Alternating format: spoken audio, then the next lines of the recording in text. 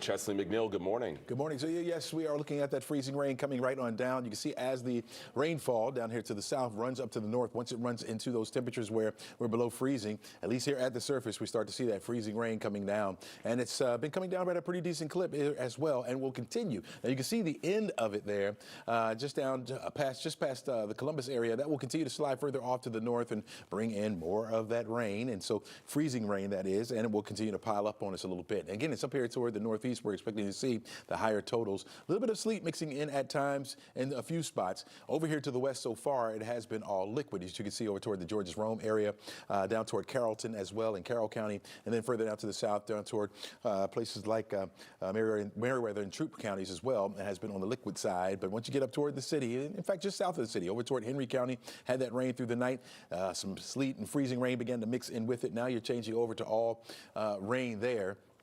And showing you some of these slick spots now. Take a look here. This is over toward Decatur right now, and you can see where that rain is falling down. And you also see, if you look very closely here, you can see where it's starting to freeze up on the light post there. And so you're starting to see some icicles form. No doubt those will get a little bit longer as the rain continues to come down, but cars are going by pretty quickly in a lot of spots. In fact, here is the highway here. This is I-85. This is headed downtown.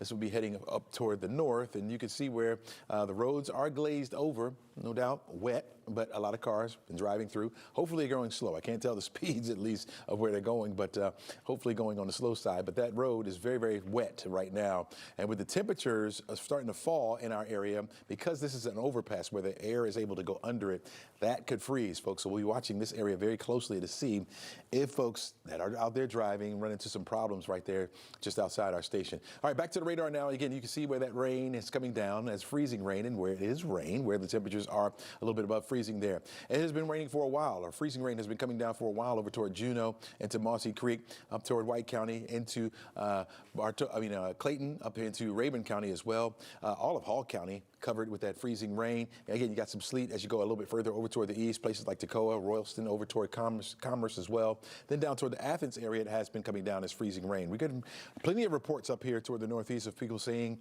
where that rain has been mixing with sleet, also starting to accumulate on some of those surfaces, similar to what Joe was showing you on that table outside of the hotel, how the ice is starting to stick to those surfaces. Again, most elevated surfaces is what you're going to find where the ice is sticking at first. Over toward DeKalb County, down into Clayton County as well, Forest Park. Once you get past Douglasville, down to Palmetto, that's when you're seeing a little bit of mixing take place. Further down to the south is where we're seeing that frozen precipitation. Again, we're going to be tracking this rain as it continues to push through. Now, once this gets north of us, it'll be more of the spotted variety, meaning some scattered showers and freezing rain will be around, at least for the rest of the morning. As long as that wedge holds, where those temperatures will be down below the freezing mark, we do think that will be coming down as freezing rain as that moisture continues to lift into this particular area. You got temperatures down into the 20s in a lot of spots there. 28 right now in Clayton, 28 also in Canton, 26 degrees in Gainesville, 27 over toward Athens. You got 30 in Covington, but right at the freezing mark here in the city of Atlanta. You got 34 degrees, Peachtree City, 33 into Carrollton. We're checking the road temperatures as well. I didn't load that map up here, but we are seeing temperatures, road temperatures down into the 30s. They are above the freezing mark, but right at 30 in a few spots, especially up here toward the northeast. And so some spots are below freezing as far as the surface goes. So no doubt there will be some patchy ice on some of these surfaces. I think that grows as we head through the day and into tomorrow night. We'll start to see that become a little bit more widespread. The other concern will be how the ice collects on power lines, because that's going to weigh it down. Doesn't take much ice to accumulate and start to weigh those power lines down, and with the winds that are blowing, starts to swing them a little bit. And so no doubt we'll get getting more power outages as we head through the rest of the morning. Again, our ice storm warning will last until 10 a.m. on Monday. That's where we're expecting to see the higher numbers of accumulation and the higher number of incidents that will be taking place as we head through the day.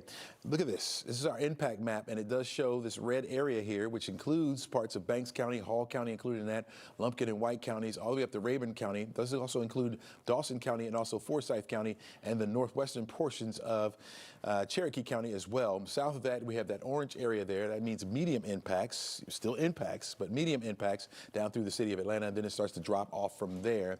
No extreme impacts expected as of yet, but that could change as well. And I do think the impacts will linger, right? So we're talking about today, these impacts for today, but I do think they'll linger into Monday as well. So we have to be on the lookout for that. Speaking of Monday and going forward, let's go over to Nicole Hartford, give us a timeline of what we can expect for the rest of the day into tomorrow. That's right, Chesley. Like you said, things are kind of just getting started when it comes to the freezing rainfall and kind of the impacts of the ice that we'll see across North Georgia. We've got multiple hours still of freezing rain ahead of us. There are a lot of spots around the metro, especially where those road temperatures are still just barely above freezing. So while the ground is wet, it's not quite getting icy within the metro yet. As you go up towards the north, temperatures, the roads, they're a little bit colder already. So we're already starting to see some of that accumulating ice.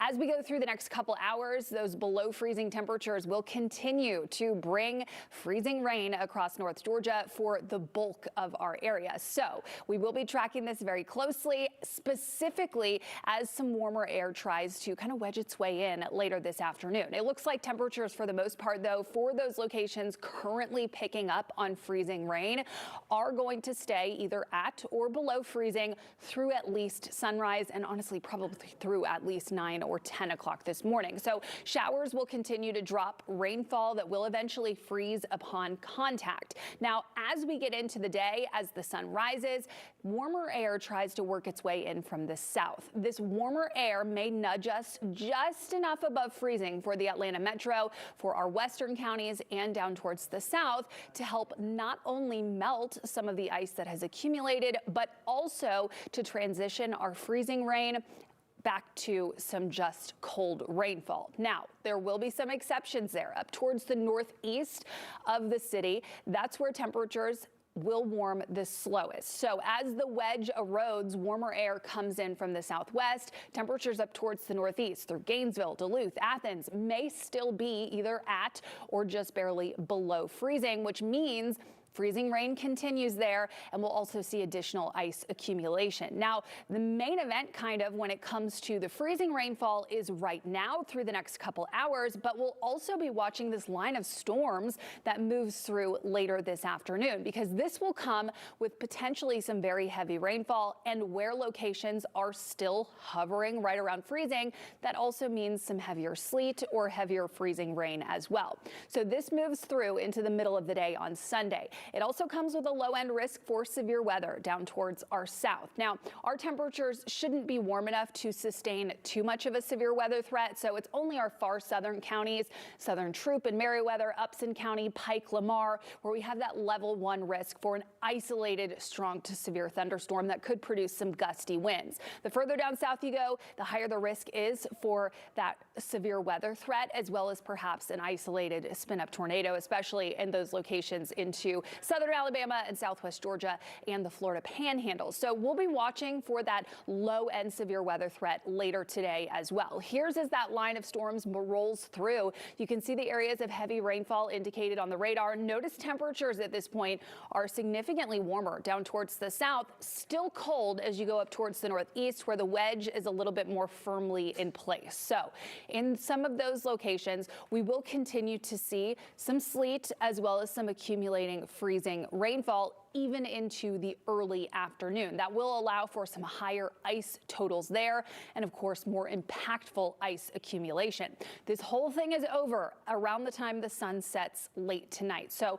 once that main line of showers and storms comes in, it moves through pretty quickly. It leaves us with cloud cover, and then temperatures pretty quickly plummet as we go into tonight and that Arctic air sinks southward. So by tomorrow morning, temperatures are down into the teens and the 20s. When you factor in winds, we're talking feels like temperatures in the teens and the single digits. This is important for a couple of reasons. For locations that do end up losing power, it is going to be very cold tonight and into tomorrow, and then again Monday night and into Tuesday night. So if you lose power, you could go a prolonged period of time without it.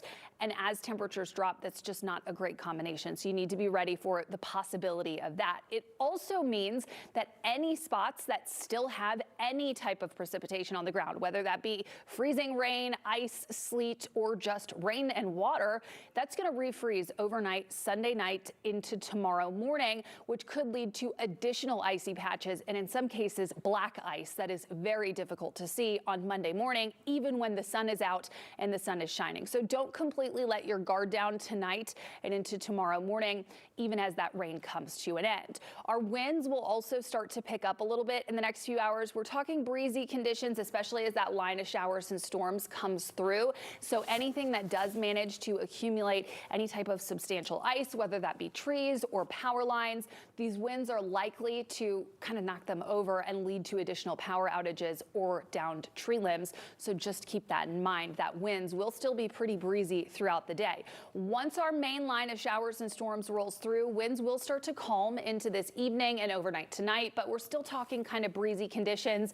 And if trees are weighed down by ice overnight, that will still lead likely to additional sagging and breaking tree limbs as well as power lines. So still going to see impacts from the ice storm even into tonight. Chesley?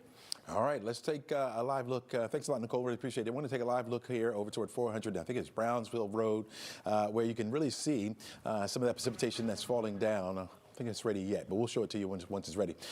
Really see some of that ice coming down and covering some of the roadways up there. Again, we're starting to get some reports now of where the ice is starting to coat some of the roads, and also we can take it now. Okay, let's take a look at it. There's a better look at it right there. Okay, this is again going toward Georgia 400. The good news is that there's nobody really in this area, or at least cars trying to navigate around like they are down here in the city. So be very, very careful, folks. You'll see scenes like this, especially where there's no one, at least on the road. It will start to coat that road, and you'll have some slick spots out there. So be very, very, very careful. We talked about the impacts, right? And we talked about this red area here, which indicates high impacts, especially up here toward the north and east. That's where the freezing rain has been coming down the longest and will continue as we head further into the morning and into early afternoon. We talked about that wedge in place and how quickly that wedge will break down. We just think it will hold here up toward the northeast, so we'll be seeing the rain, freezing rain, a lot longer in these areas. And so when we talk about some of the impacts, two in particular that we are looking at very closely, that would be the power outages and also the roads. All right. So when we think about power outages, just a half an inch of ice adds 500 pounds to these lines. All right. And so that means they'll start to sag. If the poles start to bend in as well, we'll drag that down, if not snap, because we also will have the winds out there, and those winds will have these power lines really colliding with one another as they sway back and forth in that cold air. All right. And that causes them to snap. So that's one of the things that we'll be looking at. We're also looking at overpasses on the roads. Roads typically will cool off at an even rate, right, altogether. But when you talk about an overpass, it cools off more rapidly because the air around it, right, there's air underneath and air over top, will make it freeze faster. All right, it loses a lot of its heat quicker. So that's why we look at the overpasses, ice forming on those first. Okay, not the adjacent ground. They don't have the ground to help to insulate that. So that will freeze first. So you got to be careful going over bridges and overpasses, and also it's off ramps, things where the air gets underneath the road as well. Cold air alert. All right, we have a cold advisory that will take effect on Monday morning at 4 a.m. It will last until 10 a.m. That's where we're expecting to see those wind chills down to below zero. And so you can see from Georgia's Rome, Atlanta, over toward Athens, all the highlighted counties here, which is much of our area, except for our far easternmost counties, we'll be looking at very, very cold air. So as Nicole was showing you, we'll get some rain that will finally start to push into the Atlanta metro area and try to move in points northward as well. We'll see if these areas hold on to that cold. If not, they'll get in on the rain as well. Once that rain moves in, it'll be wetting the roadways, and then we get that cold air that pushes in, and so that's going to lead to more black ice forming, especially for Monday morning. Lots of our schools are already closed, which is good, so a lot of folks don't have to be out on the roads. Hopefully you will not either, again, as that cold air continues to push right on into our forecast area. In fact, we won't rise that far above the freezing mark on Monday. We're forecasting a high of about 34 degrees after a 23-degree start. So it'll be very cold in the morning, along with those winds, making it feel like the teens and the single digits out there, and then we'll heat up to around 34 degrees. We will have the sunshine in place on Monday, but it's going to be a very cold day. In fact, staying cold through the week. Tuesday morning, we'll be down into the teens once again, so there could be some refreezing that will take place, and then we'll be looking at temperatures only around the 40-degree mark, really for the rest of the week. But at least we will be dry. You're still going to need a coat. Guys, back to you.